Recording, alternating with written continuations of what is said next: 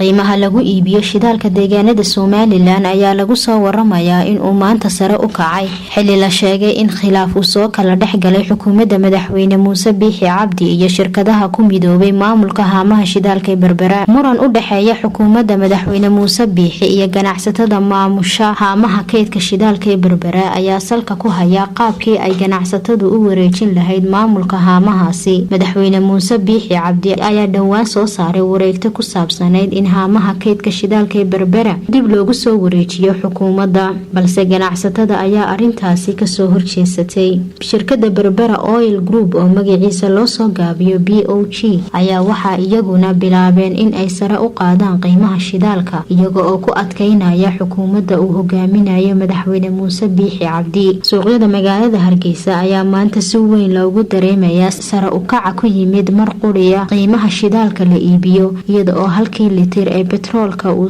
marayo 10,000 oo shilin. Ma jirto weli wax war ah oo ka soo baxay xukuumadda Soomaaliland kaasi oo ku aadan in ay faahfaahin ka bixiyaan sare u kaca ku yimid qiimaha shidaalka. Samsam Ali Jaamac, Kalsan TV, Hargeysa.